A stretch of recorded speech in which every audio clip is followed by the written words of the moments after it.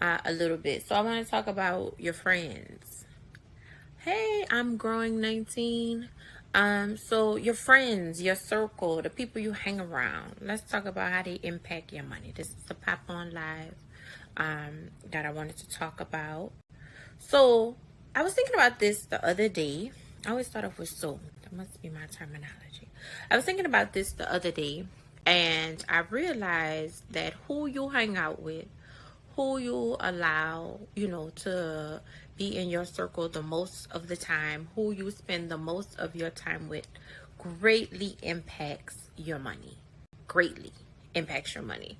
I realized I can't really see the comment. I realized when I was talking to a friend of mine the other day, and we were supposed to be on the phone talking about something else, and we started talking about money and what was coming in, what was going out, expenses and stuff like that. And what ended up happening is the conversation about money took over, but we don't talk small bills. I'm gonna just say that we don't talk small bills. We talk big bills. We talk big dollars, big bags. And we talk money moves, like literal money moves, like, okay, so, I'm trying to buy this and I'm trying to buy that, and like buildings and lands and businesses.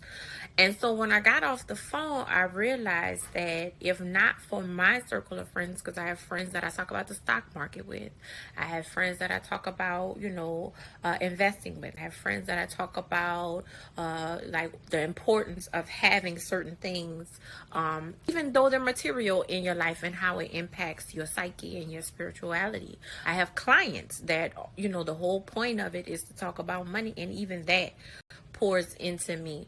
And so the point of this is who you hang around, who you spend your time around will determine how big your money is.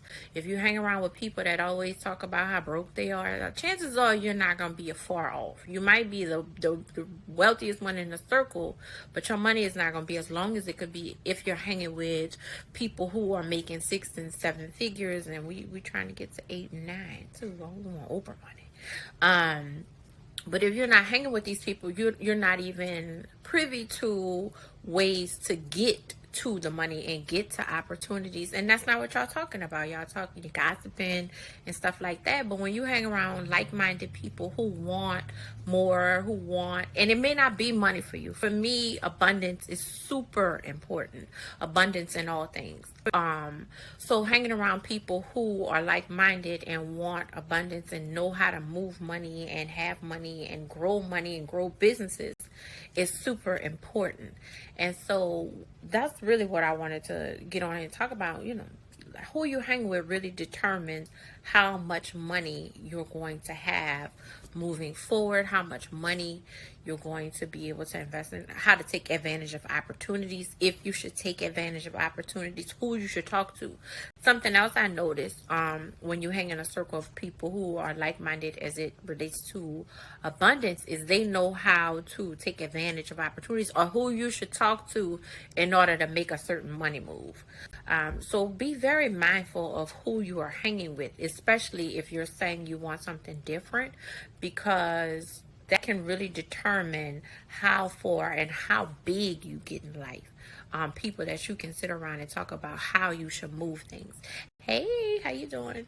And who can help you access other opportunities. You shouldn't always be the biggest chick, the biggest dude, the biggest spender in your clique, because you need access too. So you should have a network of people who know how to get you in touch with other people to make certain moves as well.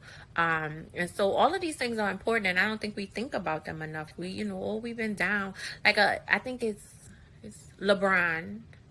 Yes. I'm not that good with names, but I think it's LeBron James, who he did his childhood friends. He put them on once he played. If you're not, he plays basketball. If I know he plays basketball, everybody should know that, because I don't even watch sports. But he plays basketball, and he put his friends on, and people will always use that example.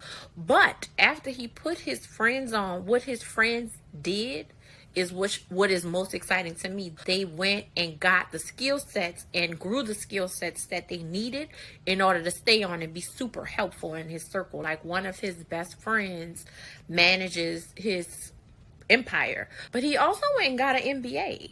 Like, or some kind, it's an accounting or finance, but I think it's an MBA. Like, he went and got a lot of skills that he needed. So my point is that you shouldn't be the only one in your group that knows how to make moves, because it limits you. Like, start getting around people and opening yourself up to people who can really help you think bigger and understand that when you're talking certain dollars, that's small change. Like, you should be able to talk about things on a grand scale. So that's what I wanted to talk. I know it's Friday and I'm about to relax. I feel like I've been working all week. I don't know if it's true or not, but I feel like I have. So, if you have questions about that, let me know. But make sure your clique really supports your group, your gang, your whatever you want to call it, really supports where you are going, and not just where you've been. So happy Friday.